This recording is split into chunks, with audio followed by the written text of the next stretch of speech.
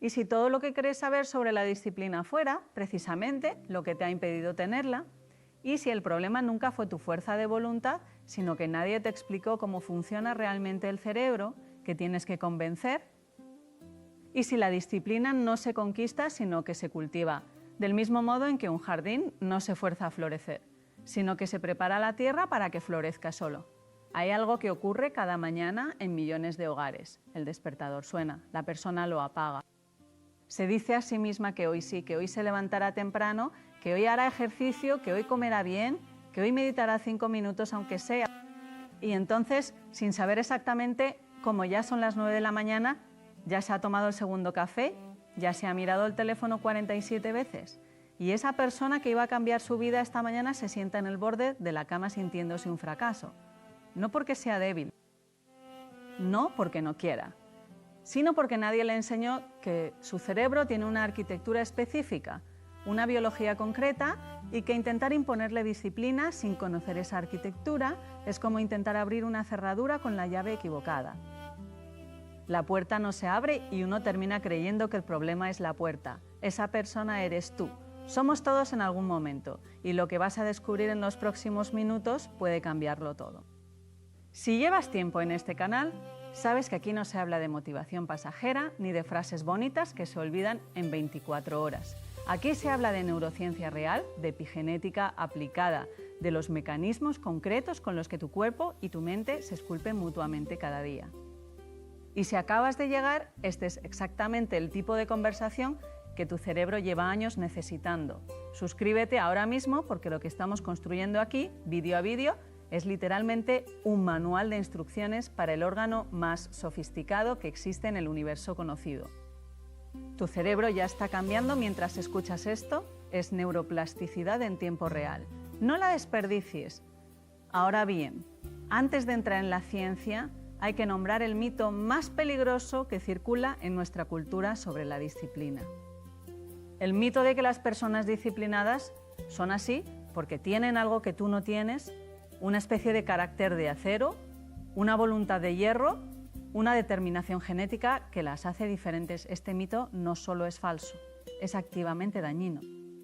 Porque cada vez que te lo crees, cada vez que miras a alguien que se levanta a las 6 de la mañana a correr bajo la lluvia y piensas que ese alguien está hecho de una materia diferente a la tuya, estás renunciando al poder más extraordinario que la biología te ha otorgado. Estás renunciando a tu neuroplasticidad. Piénsalo por un momento, el cerebro humano contiene aproximadamente 86.000 millones de neuronas, 86.000 millones. Cada una de ellas conectada con otras miles a través de sinapsis que se forman, se fortalecen y se debilitan en función de lo que haces, de lo que piensas, de los hábitos que repites. No existe en todo el universo conocido ninguna estructura más compleja, más adaptable, más capaz de reinventarse a sí misma que el cerebro humano. Y ese cerebro es tuyo, lo llevas contigo ahora mismo. Y está escuchando cada palabra que pronuncias, cada pensamiento que tienes, cada hábito que repites o que evitas. Está tomando nota, está cambiando. Pero hay algo que nadie te contó sobre ese cerebro. Algo que la neurociencia ha tardado décadas en comprender con claridad y que transforma por completo la forma en que entendemos la disciplina. El cerebro no fue diseñado para la supervivencia. Y esas dos cosas en el mundo moderno a menudo se oponen radicalmente. Detente aquí un momento, porque esto es importante. El cerebro que tienes en este instante es, en su arquitectura más profunda, prácticamente idéntico al cerebro de un ser humano que vivió hace 200.000 años en la sabana africana. Ese cerebro fue esculpido por la evolución para hacer una sola cosa con maestría absoluta: conservar energía y evitar el peligro.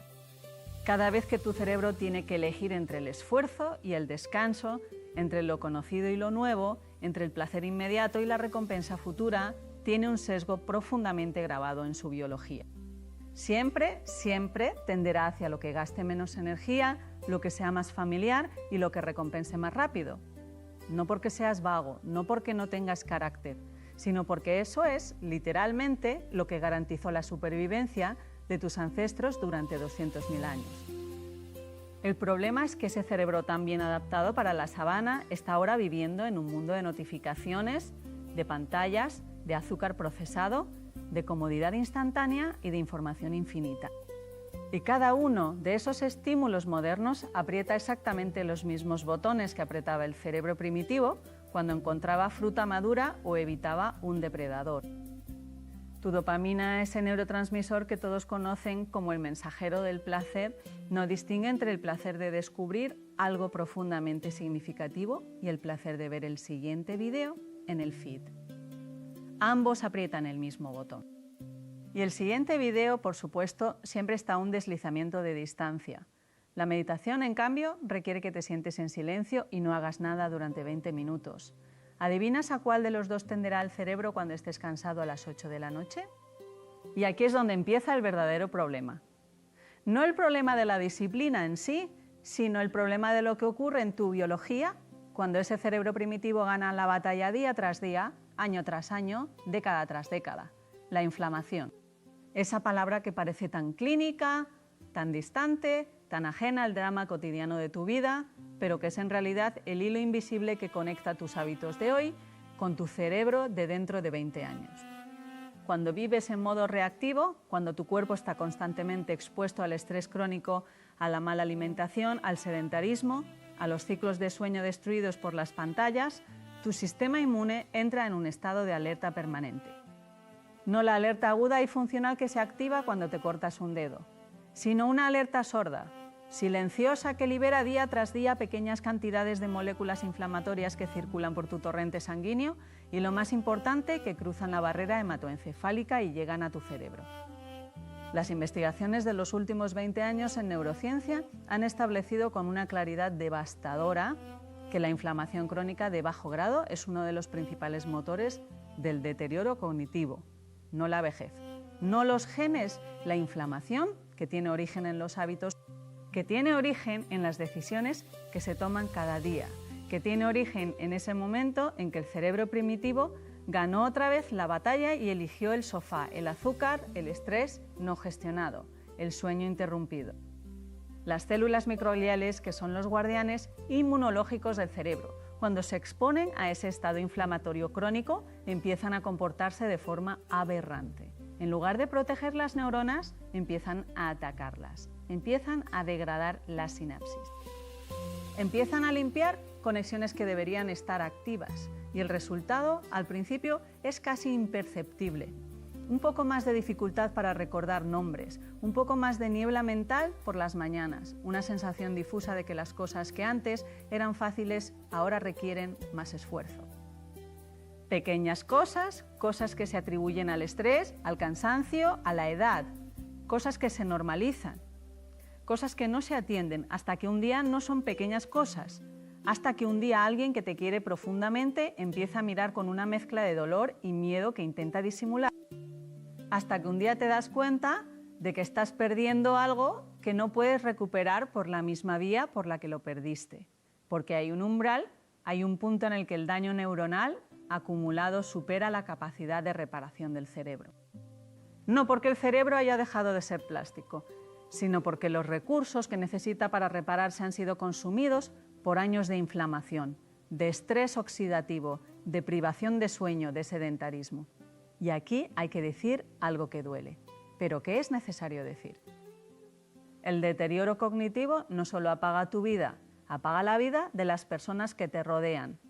Los datos epidemiológicos son implacables. Los cuidadores de personas con deterioro cognitivo grave experimentan niveles de estrés crónico que son comparables a los de los propios pacientes. Sus sistemas inmunes se deterioran, su esperanza de vida se acorta, sus proyectos, sus sueños, sus propias vidas se van reduciendo lentamente hasta encajar en el espacio que deja el cuidado de alguien que ya no puede cuidarse a sí mismo. No por falta de amor, sino porque el amor, cuando no tiene apoyo, cuando no tiene estructura, cuando no tiene límites, consume. Y los hijos que hipotecan su tiempo, las parejas que renuncian a sus propios proyectos, los hermanos que reorganizan sus vidas, todos ellos están pagando un precio que ninguno eligió deliberadamente. Un precio cuya semilla se plantó años antes, en los hábitos silenciosos de alguien que creyó que el tiempo para cuidarse siempre estaría disponible más adelante. Ese concepto que el cerebro usa con tanta frecuencia y que la biología nunca respeta. Ahora Un dato que tal vez no conoces y que cambia completamente la perspectiva. Alrededor del 70% de los casos de deterioro cognitivo que se producen en el mundo tienen factores de riesgo modificables. 70%. Eso significa que la mayoría de los casos no son inevitables. No son el destino inscrito en el ADN. Son el resultado de décadas de hábitos que silenciosamente van modelando la expresión de los genes, la salud de las mitocondrias, la integridad de la mielinización neuronal, la calidad del sueño profundo, la riqueza del microbioma intestinal, que como ahora sabemos, está conectado directamente con el cerebro a través del eje intestino-cerebro y tiene una influencia determinante en la neuroinflamación. Y aquí entra la epigenética, esa palabra que lleva años resonando en los laboratorios más avanzados del mundo y que aún no ha llegado con suficiente fuerza a la conversación cotidiana. La epigenética es, en su esencia más profunda, la ciencia del poder, el poder que tienes sobre tus genes. Porque durante generaciones se nos enseñó que los genes son el destino, que si tu padre tuvo Alzheimer, tú tienes Alzheimer en tu futuro, que si en tu familia hay enfermedades cardíacas, hipertensión, diabetes, depresión, eso es lo que te espera, que la biología es determinista. Que el texto de tu vida ya está escrito en esa doble hélice que heredaste. Pero la epigenética llegó para demostrar que eso es una visión radicalmente incompleta de la realidad. Los genes no son el texto fijo de tu historia. Son más bien el instrumento, y tú eres el músico. Los mismos genes, tocados de diferente manera, producen músicas completamente distintas. Lo que la epigenética ha demostrado con una precisión que ya no deja lugar a dudas es que los hábitos, el entorno, las emociones, el sueño, el movimiento, la alimentación, las relaciones sociales, todo eso modifica la expresión de los genes sin modificar la secuencia del ADN. A través de mecanismos moleculares precisos, como la metilación del ADN o la modificación de las histonas, los hábitos de vida activan o silencian genes de forma dinámica, reversible y con consecuencias que pueden transmitirse incluso a las generaciones siguientes. Tus hábitos de hoy no solo están esculpiendo tu cerebro, están escribiendo parte del legado biológico que dejarás a tus hijos y a tus nietos. Eso es a la vez la responsabilidad más grande y el regalo más extraordinario que la ciencia moderna ha puesto en tus manos. Pero volvamos a la disciplina. Porque ahora que entiendes por qué el cerebro la resiste, es el momento de entender cómo doblegarlo. Y la respuesta, como ocurre siempre en neurociencia, es mucho más elegante y mucho más asombrosa de lo que cualquier libro de autoayuda te ha contado. El primer gran mito que hay que desmontar es que la disciplina depende de la fuerza de voluntad. Esta idea, que parece de sentido común, que parece incluso noble en su énfasis en el esfuerzo personal, es neurológicamente equivocada. La fuerza de voluntad reside principalmente en la corteza prefrontal, la región más evolucionada del cerebro, la sede del pensamiento racional, la planificación a largo plazo, la regulación emocional, la capacidad de decir no. Y esa corteza prefrontal tiene un problema fundamental: se agota. Los estudios de la investigadora Roy Baumeister en los años 90 introdujeron el concepto de agotamiento del ego, la idea de que la capacidad de ejercer autocontrol es un recurso limitado que se gasta con cada decisión, con cada resistencia a la tentación, con cada acto de voluntad consciente. Aunque la investigación posterior ha matizado y complejizado este modelo, la neurociencia sí ha confirmado que la corteza prefrontal es altamente sensible a la fatiga, al estrés, al cortisol elevado y a la privación de sueño. Cuando estás cansado, cuando has tomado muchas decisiones durante el día, cuando estás estresado, esa corteza prefrontal se ve literalmente comprometida en su funcionamiento y entonces el cerebro primitivo, el sistema límbico, el circuito de recompensa inmediata, toma el control. No porque seas débil, sino porque es biología. La consecuencia es devastadora para cualquier estrategia de disciplina basada en la fuerza de voluntad. Porque si dependes de tu voluntad para mantener tus hábitos, esa voluntad te fallará exactamente en los momentos en que más la necesitas. Cuando estés más cansado, cuando estés más estresado, cuando el día haya sido más difícil, que suelen ser exactamente los días más frecuentes en la vida de un adulto de 40, 50 o 60 años que lleva una vida activa y exigente.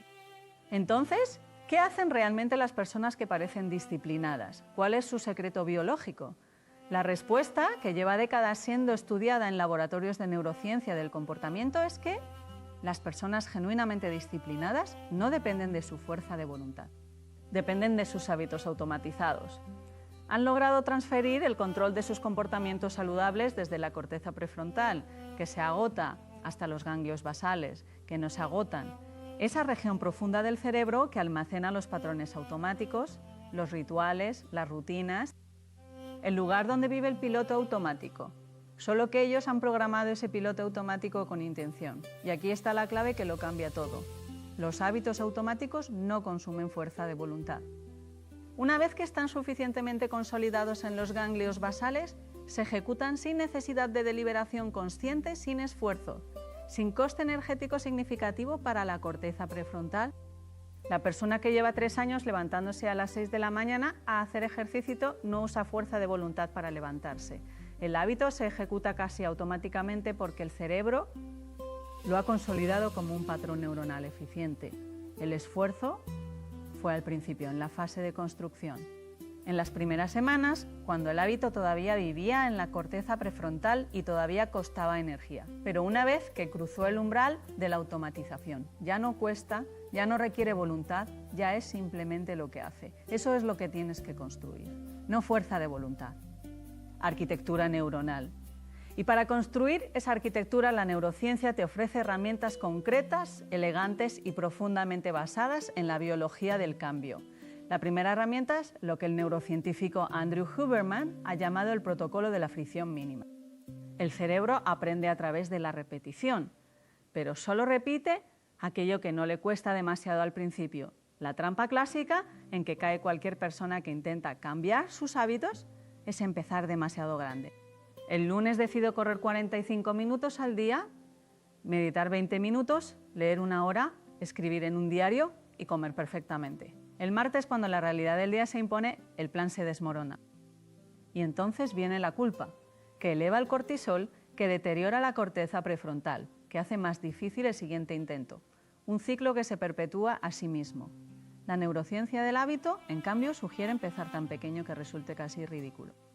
Tan pequeño que el cerebro no tenga argumentos para resistirse 2 minutos de meditación, 1 solo minuto de movimiento, 1 sola página de lectura.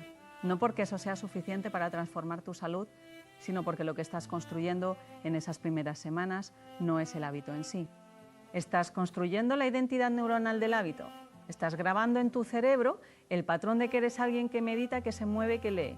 Y esa identidad, una vez consolidada, es el andamiaje sobre el que puedes ir añadiendo duración, intensidad y complejidad. La segunda herramienta es la que los investigadores del MIT que estudian los hábitos han descrito como el bucle neurológico del hábito. Todo hábito funciona sobre la misma arquitectura cerebral, una señal que dispara el hábito, una rutina que es el hábito en sí y una recompensa que consolida la conexión neuronal. La clave está en diseñar conscientemente ese bucle. Si quieres que tu cerebro quiera hacer ejercicio, no puedes limitarte a decirte que debes hacerlo.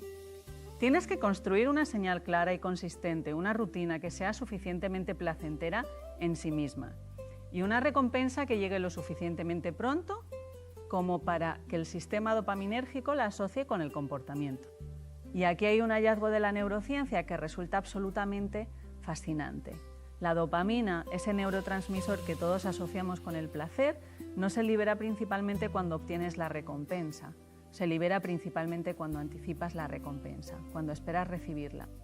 Eso significa que si logras que tu cerebro anticipe el placer antes de hacer ejercicio, antes de meditar, antes de leer, la dopamina ya estará fluyendo y creando el impulso hacia ese comportamiento. Es posible hackear ese mecanismo de forma deliberada. La forma más potente de hacerlo es asociar el comportamiento que quieres construir con algo que ya te genera placer genuino. La música favorita que solo escuchas mientras caminas. El café especial que solo te permites mientras meditas. El ambiente que solo creas cuando vas a leer.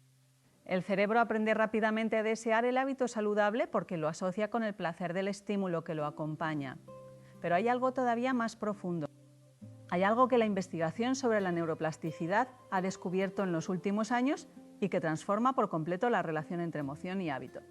El cerebro no aprende a través de la repetición mecánica, aprende a través de la repetición emocionalmente significativa.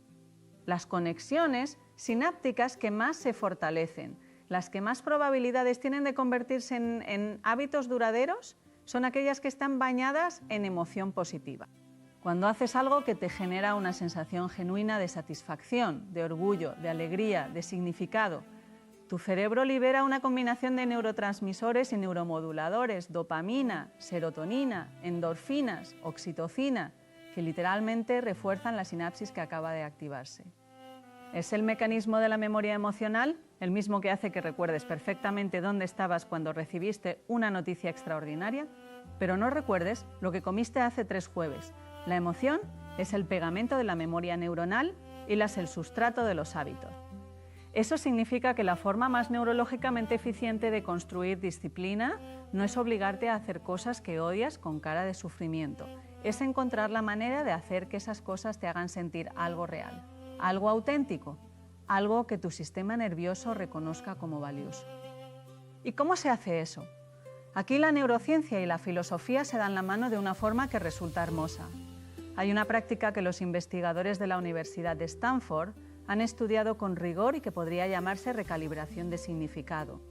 Consiste en conectar conscientemente cada hábito pequeño con el valor más grande que representa para ti, no el ejercicio como deber, sino el ejercicio como el acto más amoroso que puedes hacer por las personas que te quieren. No la alimentación saludable como restricción, sino como la forma más concreta de decirle a tu cuerpo que lo respetas y que quieres que siga funcionando con elegancia durante décadas. No la meditación como otra tarea en la lista, sino como el espacio diario en que le das a tu cerebro la oportunidad de ordenarse, de repararse, de fortalecer exactamente las conexiones que necesita para que seas tú, completamente tú. En cada conversación, en cada decisión, en cada momento de vida. Cuando el hábito está conectado con un valor profundo, el sistema nervioso lo procesa de manera diferente, no como una amenaza que hay que superar, sino como una expresión de identidad. Y la identidad, en neurociencia, es uno de los motivadores más potentes y más duraderos que existen.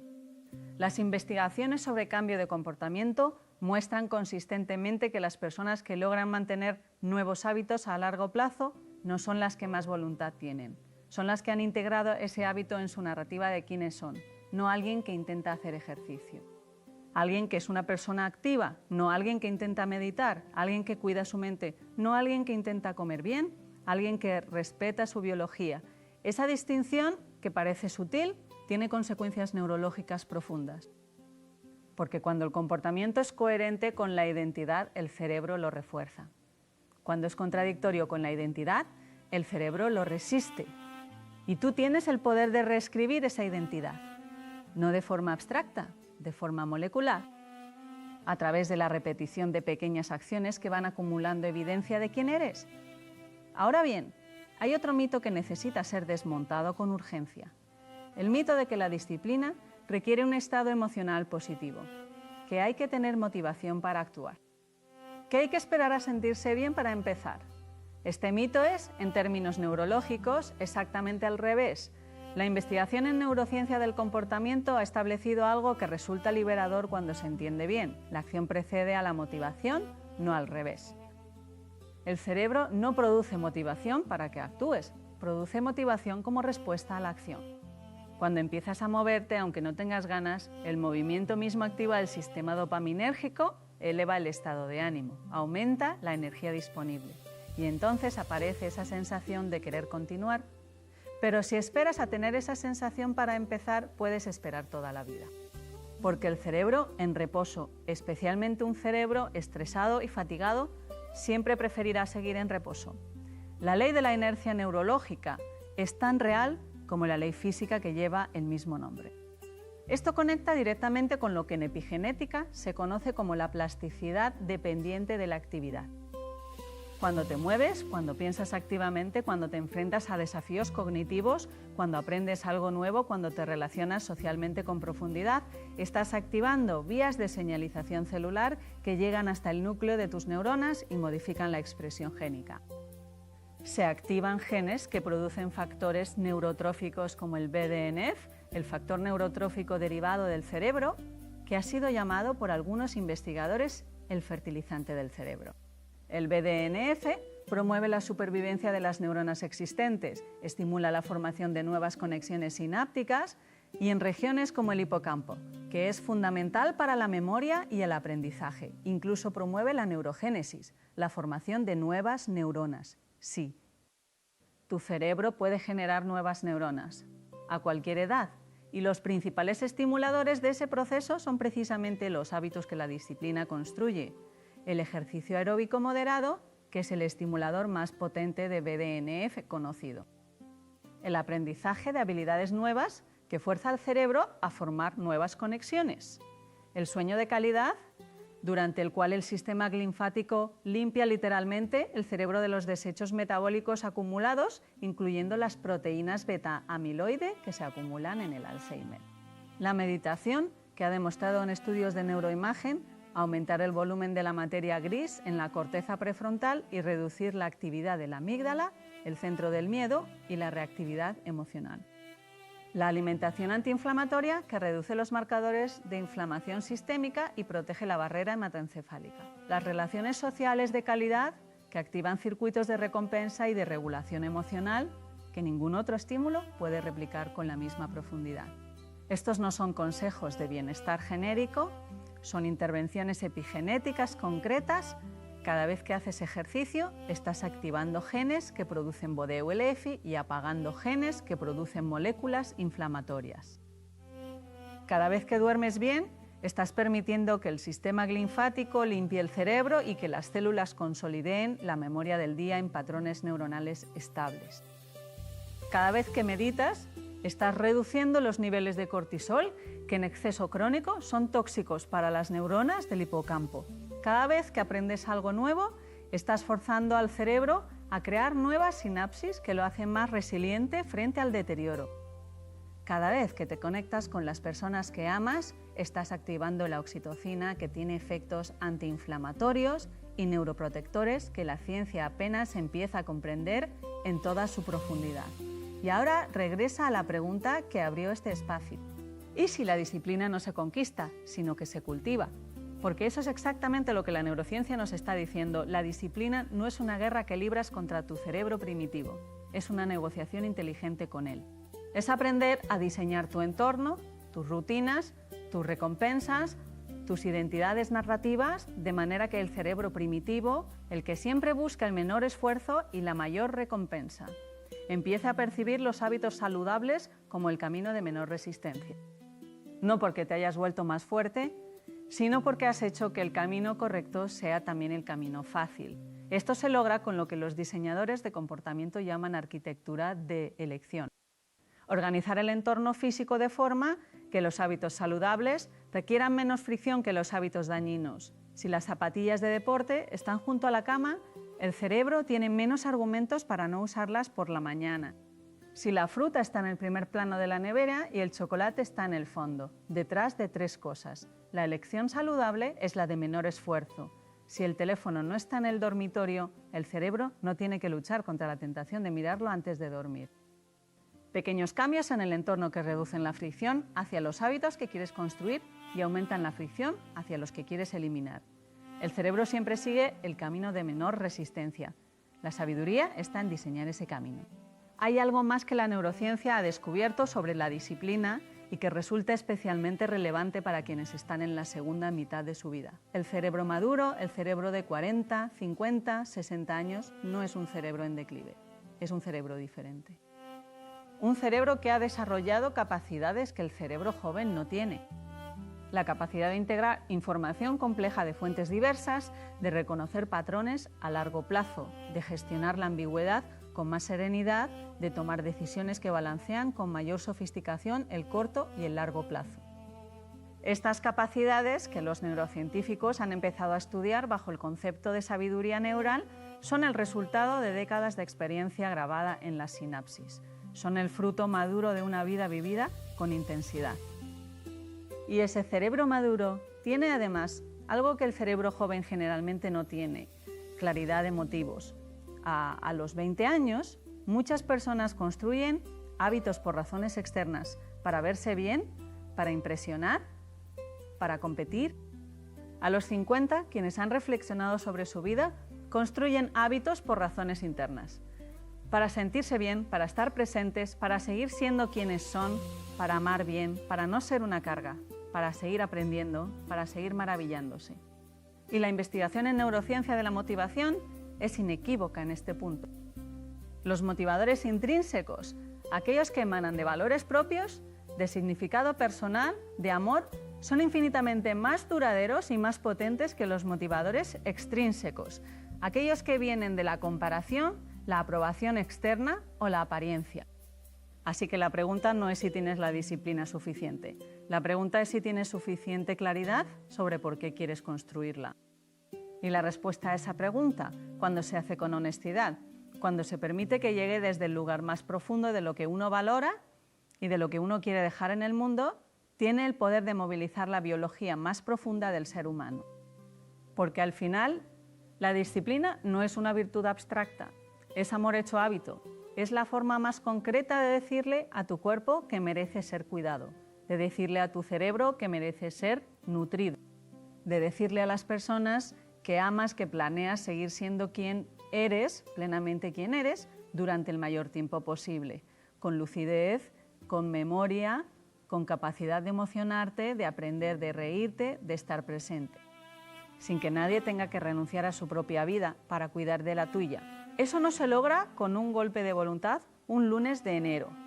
Se logra con la acumulación paciente, constante, compasiva de pequeñas decisiones diarias que, vistas desde la neurociencia, son mucho más que decisiones.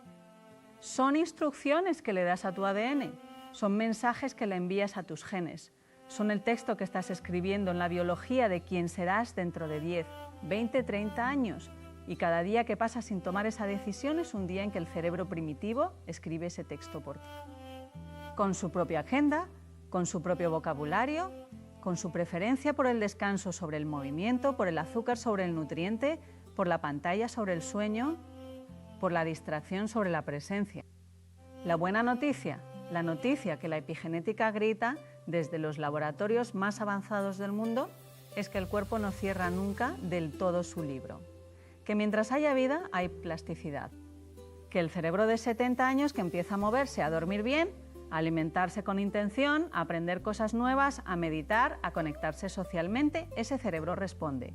No de la misma forma que a los 30, pero responde, crea nuevas sinapsis, reduce la inflamación, aumenta los niveles de BDNF, mejora la función ejecutiva, mejora la memoria, mejora el estado de ánimo, mejora la calidad del sueño. Y todo eso, en un círculo virtuoso que se alimenta a sí mismo, hace que los hábitos se vuelvan más fáciles, que la disciplina se vuelva más natural, que la vida se vuelva más rica, no más tarde, ahora, con la siguiente decisión, con el siguiente hábito pequeño, con el siguiente momento en que el cerebro primitivo proponga el camino fácil y tú, armado no de fuerza de voluntad, sino de conocimiento, de diseño y de amor propio.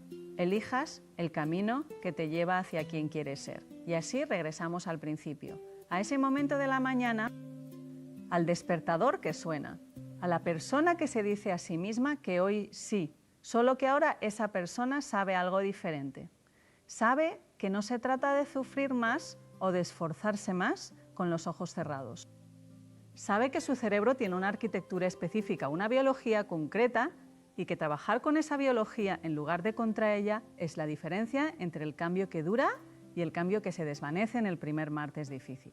Esa persona sabe que las zapatillas junto a la cama son más poderosas que 1000 promesas, que 2 minutos de movimiento son más poderosos que un plan perfecto que nunca empieza, que conectar el hábito con un valor profundo es más poderoso que cualquier dosis de motivación externa, que la acción precede a la motivación y no al revés, que sus genes no son su destino, sino su instrumento, que su cerebro no es una máquina que se deteriora inevitablemente, sino un jardín que responde con asombrosa fidelidad a la atención que recibe.